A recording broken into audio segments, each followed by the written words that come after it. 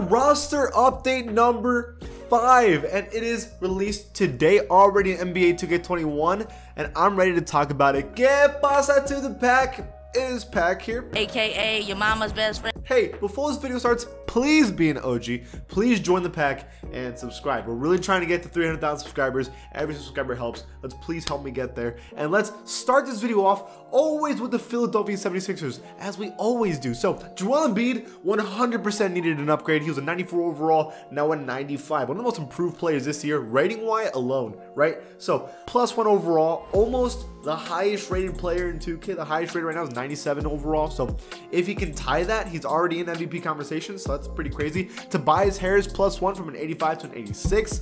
Dwight Howard from a 78 to a 79, so +1 for Dwight as well. So a lot of pluses, but Seth Curry -2. Maybe he's been playing bad a couple games here and there, but he's definitely a big reason why they're playing really well. They have this spacing now, a great shooter that can help that. So he's not this player that's going to be getting 30 a game, so I don't know why they expect him to get a lot of points every game. He's more of a role player, so I don't know why they downgraded him when I feel like he's still playing fine. But still. Now with the Milwaukee Bucks, we have Chris Middleton -1. And this is a big deal because now Drew Holiday and Chris Middleton are tied for the second best player on this team. If you take a step back, I think obviously Chris Middleton is the second best player on this team. So having them tied rating wise doesn't make any sense. Drew Holiday is good, don't get me wrong. Great defender, can score whenever he wants. Legit amazing trade for the Bucks to get him, right? This is really, really important for them if they want to win a championship. But Chris Middleton's obviously the second best player on this team. I don't care if he has a couple bad games here and there. He's actually shooting very well this season, so his rating at least needs to stay at 87 at all times. So for the Chicago Bulls, Thaddeus Young +1. The Bulls are still in playoff contention. Zach LaVine has been playing amazing, but he's already an 88 overall, and you can't keep upgrading him, even though low-key, maybe he deserves it. But Thaddeus Young, if you would have told me he's the second best player on the Bulls right now, I wouldn't have believed you, but here we are, man. He's been playing really good. Obviously, because Laurie is still injured, wherever he is. But yeah, Laurie's still injured, so that's probably why that's the case. But still, it's crazy. For the Cleveland Cavaliers, Jarrett Allen +1. Even though Colin Sexton, points per game wise, has been playing fantastic, Andre Drummond isn't playing because they don't want to play him. So Jarrett Allen's been the one that's kind of stepping up low-key. And now he's an 84 overall. Highest rated player on the Cleveland Cavaliers. Talent-wise, this team has a good future, but we'll see. They were winning early in the season, and then they started dropping the ball, and I think it's because they just decided, hey, maybe it's just rebuild time, baby. Not rebuild. They're already in the rebuild, if we're just being honest. It's more of just them being like, let's just get another good pick and then see what we can do next year, which, to be fair, not the worst idea. They're pretty close to having a pretty solid team in the East. All right, so for the Boston Celtics, we have Robert Williams +2 from a 77 to a 79. So +2 for him, now making him the best center on this team. There's been 3 centers in the Celtics that have been changing all year of who's the best. Robert Williams, Tristan Thompson, and Daniel Tice, even though I guess he's a power forward now. But before he was a center, they've been trading places, but yeah. I mean, Robert Williams is an amazing shot blocker and defender, so it makes sense. Marcus Smart +1, now back into the 80 overall club, which is something that he's kind of done his whole career, is flip back and forth, but he's back. So for the Clippers, a lot of downgrades, even though they've been playing well. I mean, the Clippers have been playing well this season, and they just have. But Serge Ibaka -1, Lou Williams also -1.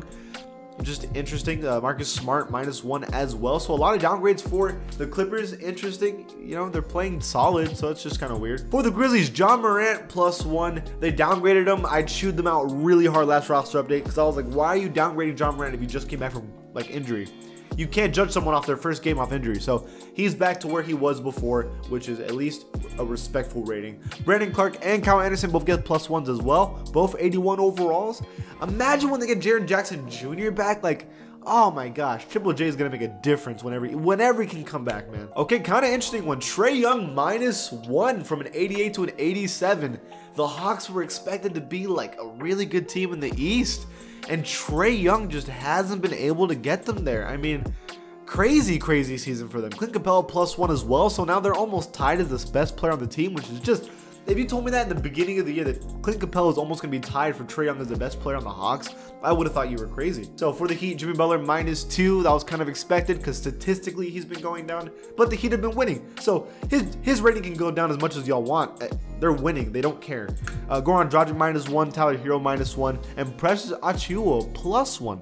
So a little more closer rating for everybody in the middle of the pack of the team, but still I mean, Goran Dragic's back. That's a big deal for the team, and they're winning a lot of games, so that's important. Now we're on the Charlotte Hornets, and LaMelo Ball +2 again. They've just been giving this man upgrade after upgrade after upgrade, and it's kind of nuts. The Hornets have a team low-key for the future. The LaMelo Ball, 85 overall, now the best player with Gordon Hayward on the Hornets, which is crazy. Even though Terry Rozier has been the one that's getting buckets on this team, so I think it's kind of crazy that his rating is so low. PJ Washington +2, making him 80 overall, back into the 80 overall club. For the Jazz, Donovan Mitchell +1. A lot of things with the Jazz right now. First of all, I'm going to stay by this until the end of the season. I think Donovan Mitchell is the best player on the Jazz, therefore his rating should dictate that, but still, my personal opinion. Maybe y'all disagree with me. Not only that, both these players, 88 overalls, were the last pick in an All-Star game because apparently the Jazz are boring according to LeBron James and Kevin Durant. So leave it in the comments what you think about the Jazz. Do you think they're boring and lame? I want to know. Jordan Clarkson, though, +2 from an 82 to an 84. Huge upgrade from Jordan Clarkson. 84 overall is the highest rating he's ever had, and he's been absolutely deserving it, like for sure. So for the Kings, a bunch of little upgrades. Tyrese Halliburton +1. Marvin back to the third, back into the 80 overall club +1, and Harrison Barnes back into the 80 overall club as well, +1 as well. Harrison Barnes has been the player that's been playing the best these past couple games, so I was surprised it wasn't a bigger upgrade, but still. So for the Knicks, Julius Randle +1. I love to see it, man. I'm not complaining at all. 87 overall for Julius Randle is insane, and they upgraded Emmanuel quickly to an 80 overall, so making the 80 overall club for the first time in his career +1. But I gotta be honest, he's been playing kind of lately, and RJ Barrett's been playing really good. And he's not an 80 overall is crazy to me. Maybe his numbers won't like freak you out how good he's been, but he's been shooting really good the past 20 games on almost 50% from the three-point line, and he's been an amazing defender this year. So I think it's crazy that he has not been going up in rating. It's just crazy. So for the Lakers, Kyle Kuzma -1. But the thing that's crazy to me about the Lakers, no upgrade for Dennis Schroeder at all. He's been playing so damn good. And if the Lakers want to win a championship, they need him to play good. And they didn't upgrade him. He's averaging like 20 in the past 10 games. And they didn't upgrade him. That's insane to me. So for the Magic, Nikola Vucevic -1. Another player's been playing well. Kind of weird. So for the Mavericks, Jalen Brunson +1, 80 overall club. And the third best player on the Mavericks makes 100% sense. He's been fantastic for the Mavericks so far. Clear third best player on the team. I think his rating should be even higher, so maybe like an 82 overall, honestly. So for the Nets, Kyrie Irving -1. Surprising. They're playing really well, winning a lot of games without Kevin Durant, right? And yet you downgrade Kyrie Irving, who honestly isn't playing bad, and then you didn't upgrade James Harden. Let's be real, James Harden's playing stupid good right now. MVP conversation out of nowhere because he's been playing so well. And yet they kept him at 95.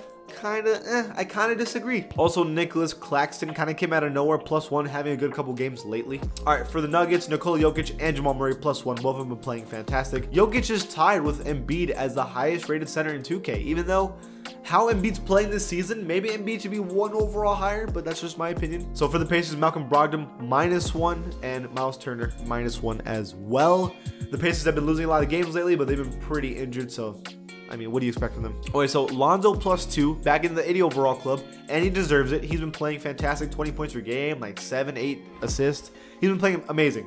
Zion Williamson +1, almost a 90 overall, but if you've seen what he's been doing, it makes 100% sense. This dude is not missing in the post. So yeah, big upgrades for the Pelicans. The starting lineup has been playing fantastic, and they're losing a lot of games. It's so weird. The Pelicans are so weird this season. Okay, for the Pistons, first person I want to talk about is the highest upgraded player this roster update, Saben Lee, from a 68 to a 75 overall. In the past 10 games, he's had 3 games where he had 20-point games. I know it's the Pistons, but he's been playing amazing himself, so he absolutely deserves that upgrade. 7 overall upgrade for Saben Lee. And then the other player on the Pistons is Dennis Smith Jr. from a 72 to a 76. The reason why his rating is going up is because he's getting playing time. He wasn't playing on the Knicks, now he's playing on the Pistons as a starter. So obviously his rating is going to go up immediately. For the Raptors, Fred VanVleet -1, Kyle Lowry +1, and Norman Powell +1. I'm surprised Norman Powell only got 1 +1 because Norman Powell's been playing, averaging like 20, I think it was like 25 in the past 10 games for the Raptors, which is a huge amount of points.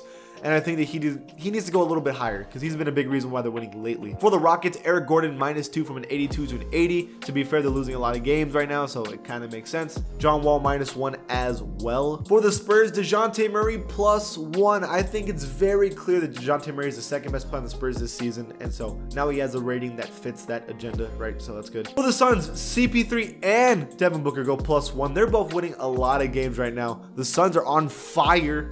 And who knows, at the All-Star break, who knows how many games they're going to be winning because they're starting to get it together. I still think Devin Booker's arguably 1 overall higher than Chris Paul, but again, that is just my opinion. DeAndre Ayton +1 as well. Bridges +1 as well, and Dario Saric +2. So a lot of upgrades for the Suns because they're winning a lot of games. So for the Thunder, SGA +1. Dude is a Spurs killer. In the past 2 games I've seen him play the Spurs lately, he went on fire. Al Horford -1 and Mike Muscala +1. Malik Beasley -1 for the Timberwolves. That's the only change for them. Believe it or not, for the Blazers, no change. If anyone, I thought maybe Carmelo Anthony should have gotten at least 1 up, but oh well. For the Golden State Warriors, the biggest changes are Andrew Wiggins -1, so leaving the 80 overall club. Draymond Green +1, back into the 80 overall club, and Kelly Oubre +2. He's been averaging about 25 in the past 10 games as well, so his rating going up is completely justified. And finally, you know, at the end of this video, I want to go on a rant for the Wizards because this is insane, okay? The Wizards have been winning 7 out of their last 10 games, okay? Everyone is playing amazing. And they downgraded Bradley Beal -1 from a 91 to a 90, and Rui Hachimura from a 78 to a 77. But those aren't even the biggest problems. Russell Westbrook got no upgrade even though he's playing amazing. I think it's crazy that they just keep disrespecting Russell Westbrook like this. It's insane. But that's my opinion. That is a roster update. What do you think about it? Leave it in the comments below. And if you like this channel, give it a sub. And I'll see you guys next time.